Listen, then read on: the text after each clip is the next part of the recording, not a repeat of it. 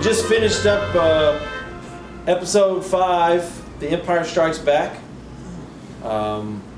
Great movie.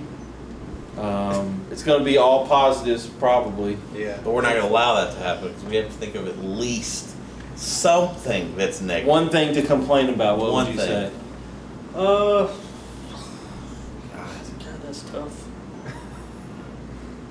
I got one. Okay. Luke falling down the hatch, I always think looks cheesy. Bad. There's a couple of shots in it that do look pretty cheesy where they have, anytime they shoot from behind the back in the Millennium Falcon and you see out there, it doesn't look composited very well.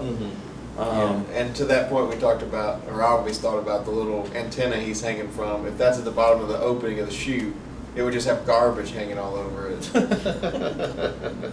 They missed the garbage. That's Adam's complaint. Yeah, major complaint. This is where the prequels kind of mess with this movie a little bit because, like, the Darth Vader and Luke fight, they've kind of established that Vader would just, like, whoop his ass. And I know he's, like, taking a little time to talk with him. This is his kid. Yeah.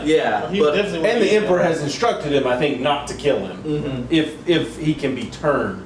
But I still think Luke put up maybe a little better fight than he could. He did. I guess the Emperor's communication was kind of weak. Yeah, the Emperor, right. the added communication with the Emperor didn't look very good. His makeup was straight out of Revenge of the Sith.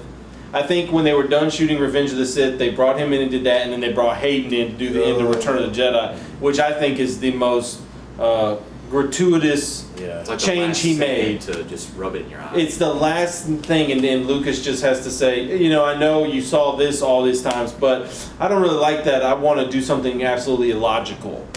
So Empire being the one that is the least messed with, I think is that the so only? good. Is that the only major thing that they changed? Redubbing of both. In Return? Yeah, Boba. Yeah, the voiceover. No. And In this. In Empire? Empire, yeah. Yeah, in Empire, there's only a few changes. The Wampa. All these changes are pretty subtle. And and pretty acceptable. Like the windows and Cloud they City. look And stuff fine. like, it's like not a big deal. I will say that because we have come off the prequels, watching Yoda and Obi-Wan try to talk Luke out of not helping his friends, focusing on how the Jedi do kind of seem a little you can kind like... of see why Anakin got turned the way he did. Yeah, which is kind of it makes me realize that if they stuck with that storyline, you still could have gone that way to help, like you said, to show where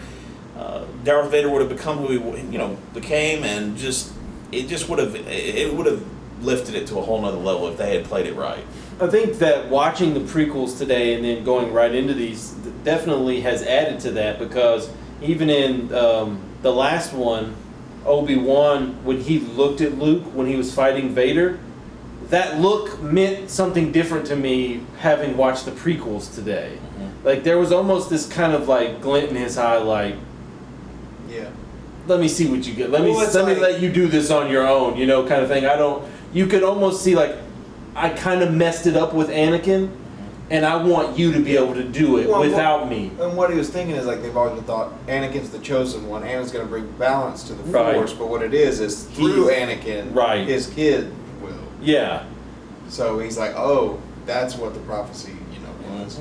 This is like, to me, the first Star Wars film, and honestly, the next one has some things in it too, but this is like the first one that elevates the cinematography to such a level. I mean, it's amazing. The lighting, the fight at the end, just the darkness. They embrace the darkness.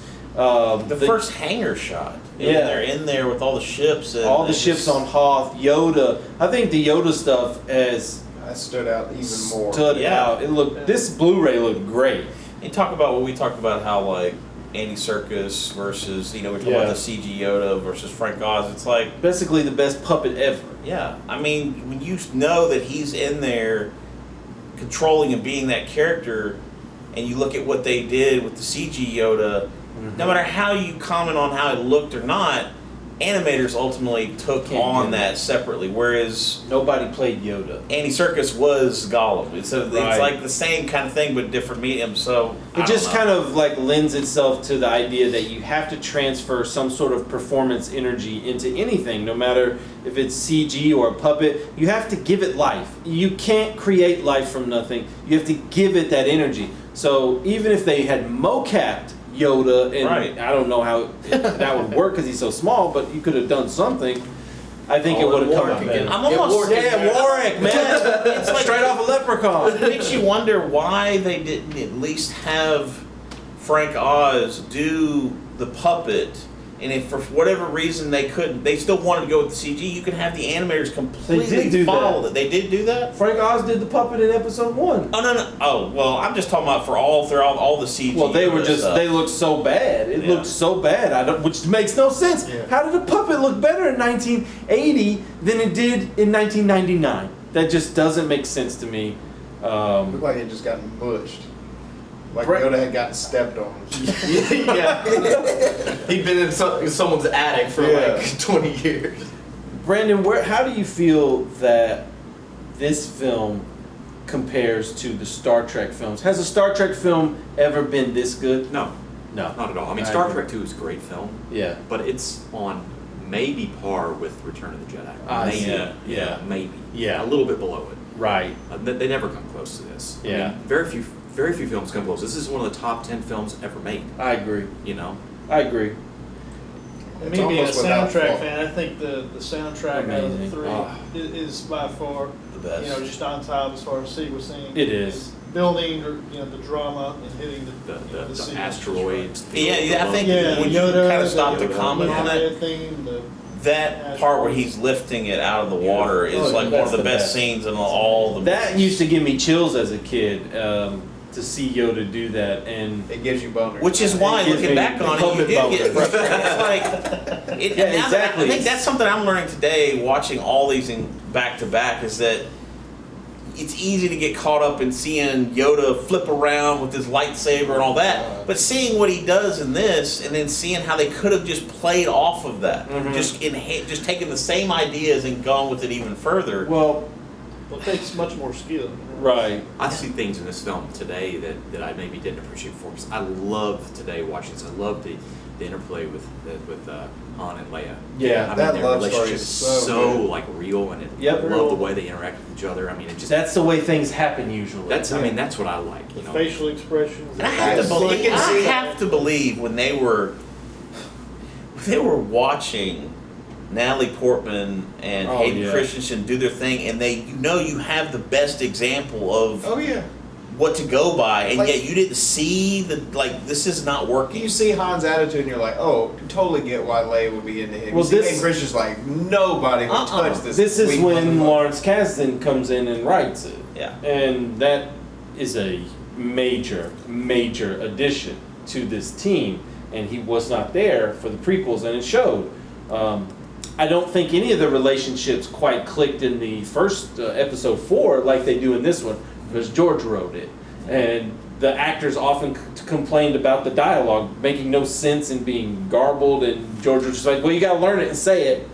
So, And I think that's one of my problems with Return is like when you lose Han for such a huge chunk of the film, you lose that presence and he's such a fun part of Right. Star Wars that when he's not there, like they were hoping Lando would fill it, and he doesn't. yeah. You know, as much as I like Lando, he's he just doesn't have that Well, same. Liam aspect. does. Yeah, I like Lando, but they haven't. You don't have the time with Lando like you've had with Han Exactly, already. right, You know? yeah. So But And- Lando's immediately likable. Yeah. as yeah, he is. Oh, he he's is. totally like yeah, that, yeah. Another But thing, they're not making a prequel about it. No. I think I wish they would. I think another thing about this film is the beats of the whole pacing it's of the movie. perfect. It's hard. I said it before we were watching. It's so hard to think of very many films that can just touch upon different emotions and even genres within one film. You Right. have love, romance, you have comedy, but you have would you guys say there's any other moments in the original trilogy that get as dark as this one gets at times? I mean, The end of Return of the Return of the Jedi, Jedi, when the he's very with the end, Emperor, that goes pretty dark, and I love that part. That's to me when Star Wars is its best, when it's dark. because when it goes that dark, and they have the moments of humor with Han and C-3PO, that elevates those moments of humor because you have the dark parts there too. Nothing is just flat. Right. And this probably leaves the audience better than any film ever made. Oh, yeah.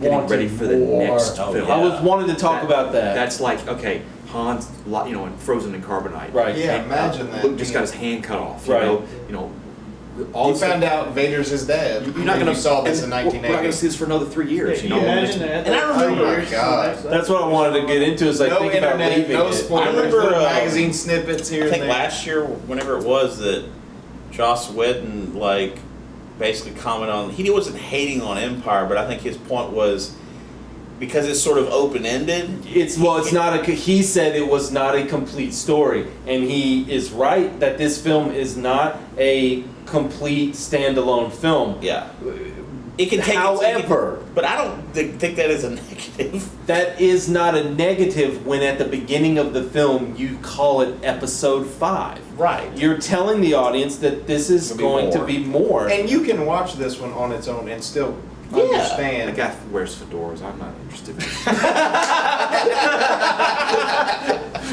You know. Valid point. Yeah, The only fedora wearing person whose opinion matters is Freddie. yes. I think if I would have seen this film in the theater, I would have left that day Oh. with an imagination so big and so excited and dying, absolutely dying to see where it goes. It reminds me of like when you're watching a good show and they leave you like, fuck, when is the next episode? But Right. in the case of a movie, you know you're going to have to wait a long time. And Right. it does have that feeling at the end of it. You're I like, didn't oh my feel God. that way at the end of episode 2 when I saw it in the theater, though. Yeah. I didn't care. It's like, well, that's why I think the way this ends, and you see the gates open, and you see Luke just standing there with the robe, and there's that time in between. Even that, I remember just setting up this next movie is just. And they try to half-ass it now with all the Marvel movies and putting these post-credit scenes in. Like, oh, where's it gonna go Right. next? Where they- Well, they- luckily you don't have to wait about 8 filling months some for of the that next need, movie. but they don't have to. Yeah, exactly. That is that's definitely true. And when these 3 came out, they were loved. They made a lot of money. They made a huge impact.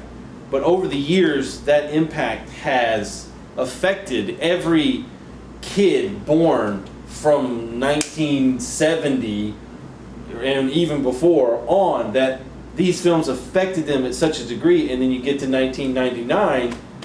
That had grown. I mean, these 3 movies were everything, and then The pizza We had man pizza showed here. up. oh, pizza dude's here. So Oh, I wanted to make a we gotta eat dinner. I wanted to make a point about that, but Go ahead. We'll come back around. We'll come back. that's not a big deal. Return of the Jedi. We'll come back around and we'll talk about comparing all of them.